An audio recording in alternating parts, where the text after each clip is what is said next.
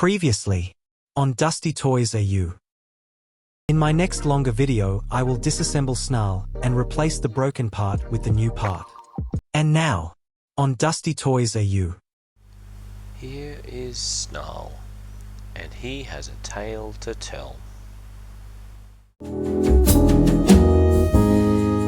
Dusty Toys AU.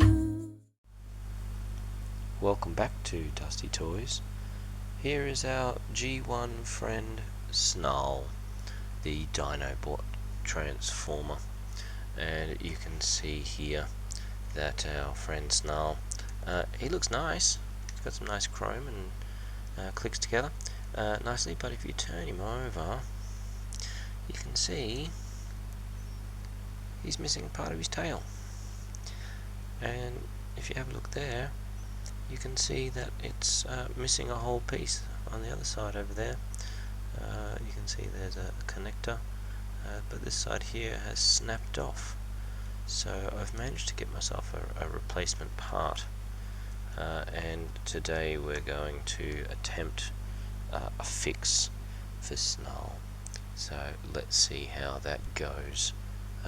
The tools that I've used for these practices that I've done with it, 2 Phillips head screwdrivers, a flathead, and a needle nose pliers. The flathead screwdriver is only for lifting up things, so it's not even for screwing things in, it's just for getting under stuff. So let's see how we go. So the first thing that we'll have to do is transform him a little bit, mainly to get his legs and stuff out of the way. So because this is his legs, you can see that's his head there, so we'd have to kind of move this assemblage out of the way. So to do that, we just turn that around like that, turn that around like that. We can open him up slightly. He does pull down there. I never had Snarl as a kid, so this is not my original Snarl, so I'm not sure of the extent of any kind of damage or anything inside here. But what we do after that is we basically pull this grey part over and around to make his legs. Somehow this works so well in when I practiced it earlier. Oh, there we go, it comes out slightly, it comes around, so this one does also then come out slightly, sort of slides out of part of the section here, and then it comes around like that, and you can see there's his legs there, and we can basically, he turns around there and he pops his head up, and then he can do his stuff. But for now, that's pretty much what we need out of the way for this particular fix. There'll probably be some bumping and like that, bumping and banging as I try to work my way around technology. So we might even need to move Dusty out of the way slightly. Sorry Dusty, but I do need this base guy.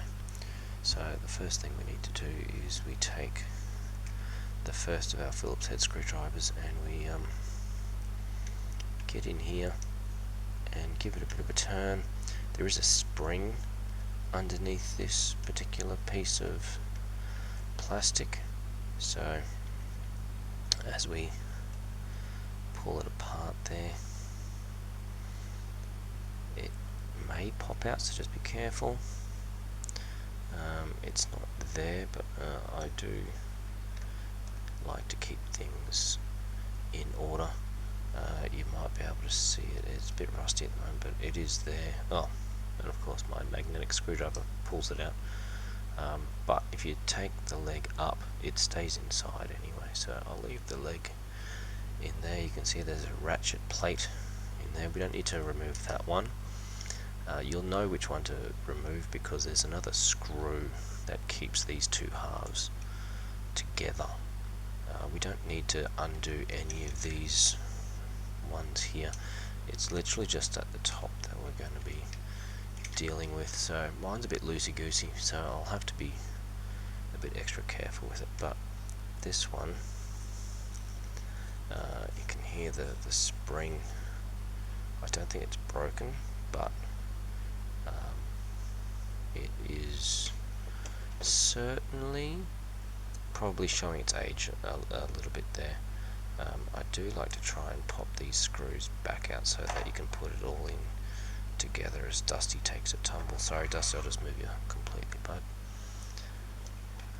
But then we can take this one out, turn over, there's the spring, looking a bit rusty. You could always clean it up before you put it back on. We'll keep it there as part of the charm, it's up to you.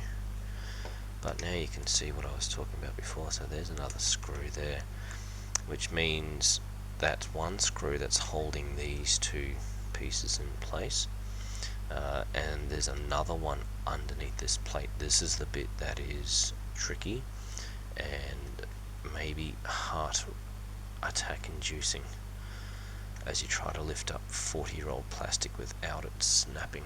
So you take out that screw there and put it in the middle, and then you need your flathead screwdriver, and there is that flat piece there, and if you get in there and very gently lift it up, it should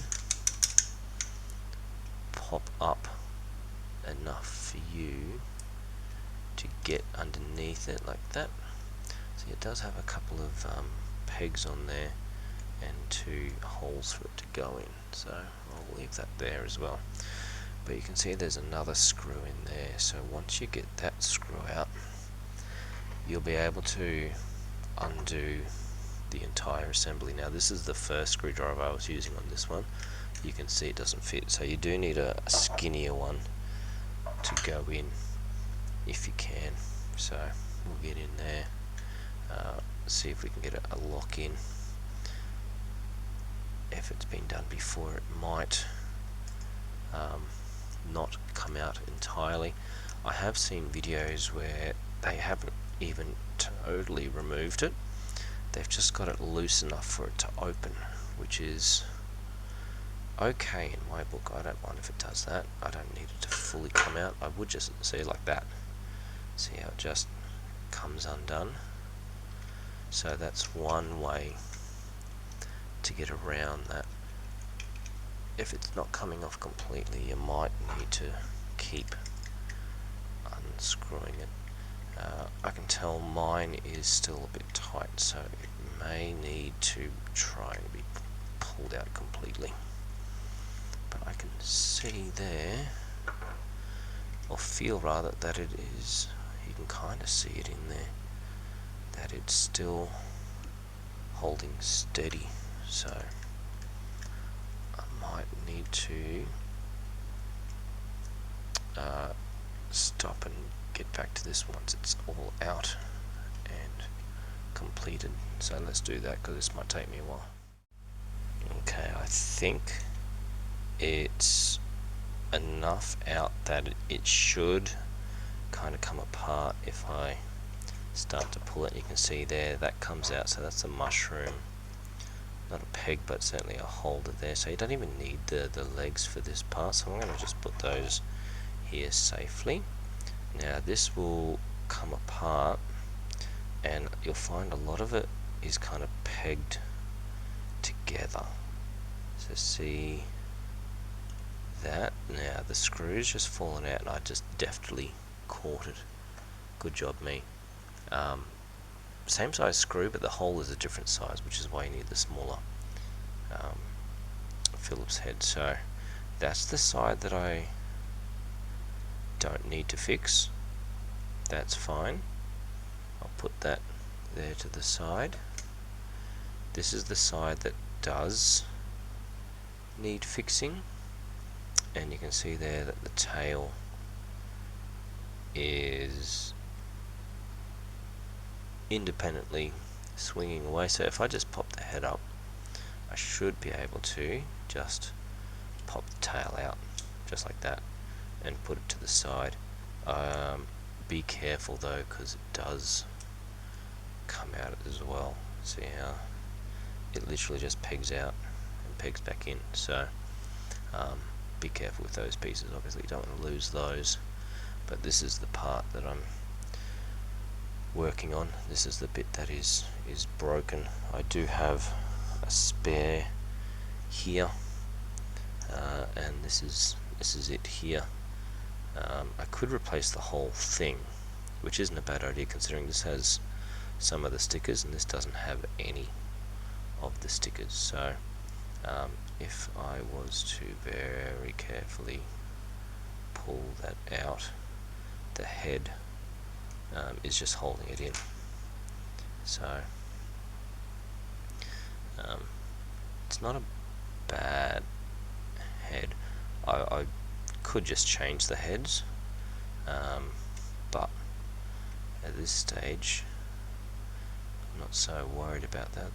The screws are in pretty much the same condition. This head moves pretty well, this head moves pretty well, so it doesn't matter which one I do. So this just unpegs out as well, so if you just kind of gently unpeg it like that, and then this one goes straight in to where the other one was. But this is the bit that I'm looking for, that I need to make sure I replace well, and so that goes in like that. Yeah. Alright, on to the next stage. Oop, bump, told ya.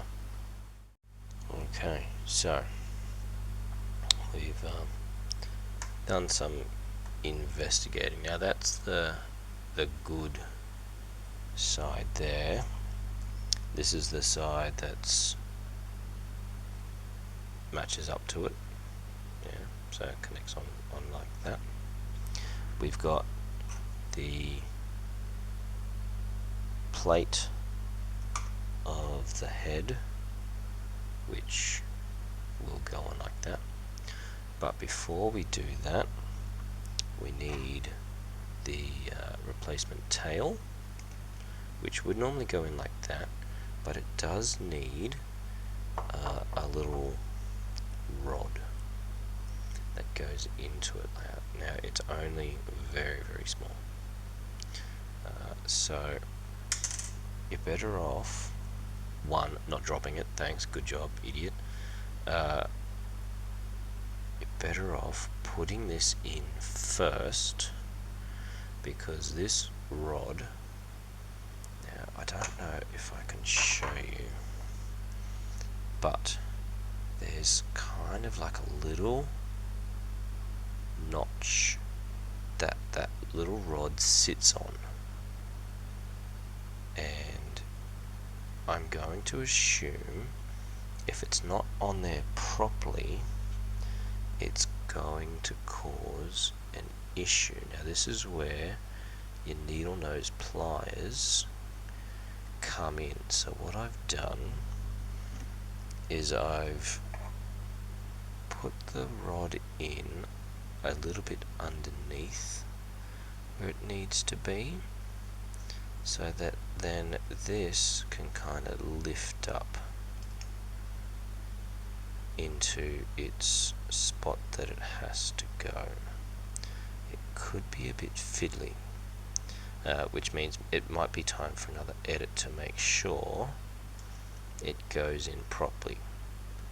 So I do recommend, if you're making this change like I am, don't try and do it with a camera between you and the piece, because obviously it's hard to see. So I'm going to take a moment and flick that on so that it is stable, and then we'll come back. Okay, so it's sitting as well as it can. I don't want to touch it too much, otherwise it'll fall off. So the best thing to do is, as you've got it balanced, you can see either side of the pin is in place. That's kind of the job of this thing here, is to hold that piece to the tail behind it there in place as it swings around. So if you take these and pop them into the proper peg holes, it all kind of goes like that, and then of course a couple of test swings to make sure that this goes into that as cleanly as you can. Now you can see mine has the wobbles a little bit.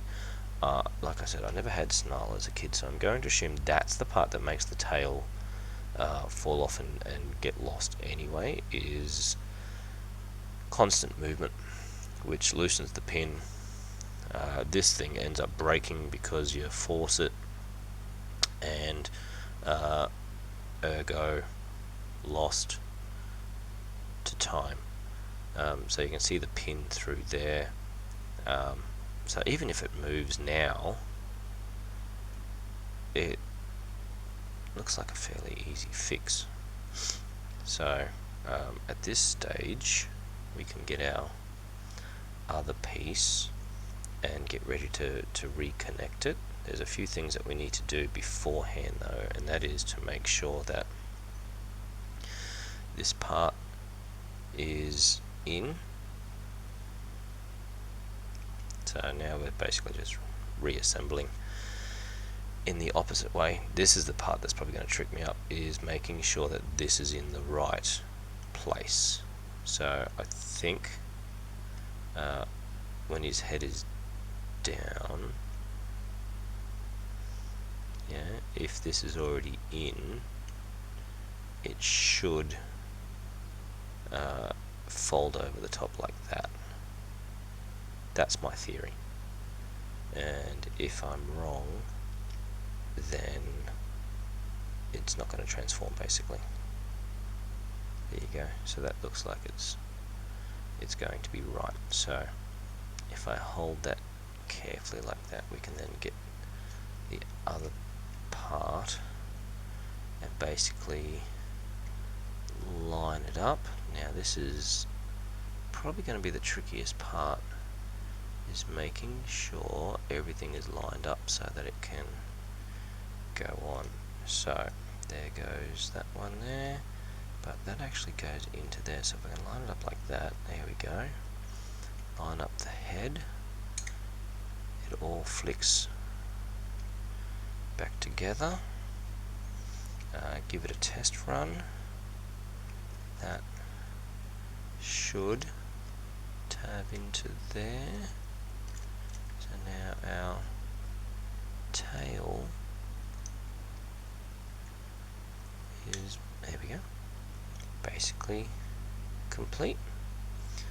We can go ahead and reinsert the screws and get him looking back to the best that we can. I might leave it like that for now so that those are out of the way, and screw everything back together and then see how we go. So leaving it like that, we get the screw that we had before and drop that in, get our little skinny screwdriver and make sure that goes in. Didn't fall out. That must be good. I'm going to do it super tight. The other one, the first time I did it, was like super tight. I don't want it super tight. Like if I need to change it later on, if somebody else wants to change it later on, they need to be able to. The ratchet plate clips back in again, not pressing it down super hard, because again the first time I did it, it was really hard to get off, and so I don't want, when myself or whoever else is going to do this, to have issues. And then this one, once this one's on and screwed in, then the housing is basically right, not super tight again. Yeah, so that's pretty much right there. Again, if you want to do a practice transform, you can, but for now let's get the legs on. So this one here was this one, and the spring goes in.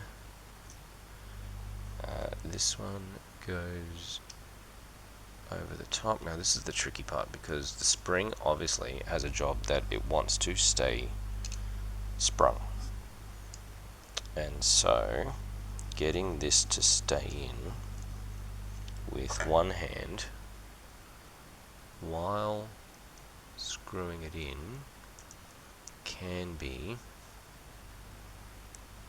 the tricky part. But so far, so good. You keep going until it basically doesn't stop. Sometimes it makes a bit of a springy noise, but you can see the ratchet, hear the ratchet. That's a good sound. Of course, what you should do is not be me and start doing that until you get the body back in. Good job. Good practice, hey? So I'll stop there. I'll reassemble him. Do the same thing where you take it all apart, reassemble it very carefully, put the thing back in, make sure it all lines up, and I'll see you back when I fix it all up. That was a good job, me though. So cautionary tale, kids. Don't forget all your parts when you screw it back together. Alright, see you in a bit. Remember how I said don't screw it really tight? That's why. So luckily it didn't take me too long to get it fixed up, but I'm just doing the last leg now. But like I said, it's good to have not a camera in between you and what you're doing. That's not too bad. So you can see then, there's the legs reattached. We can go ahead and hopefully get him transformed. Let's do robot mode while we're here, hey? So he's already got that part there. There's his arm. You flip that part out there to reveal the hand. This is the bit that I fixed him for. He does kind of stand up, which is good. But there it is.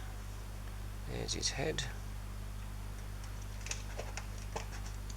That replacement tail is nice and shiny. Does he stand? He does. And that's why we did it. So there you go. That's how we fix Snarl. Happy boy. Hey, for the two people that stuck around and saw how Snarl was fixed, thanks for stopping by. Might get some repro labels or something for him, hey? But yeah, we'll catch you next time. Bye. Bump. Tossed toys.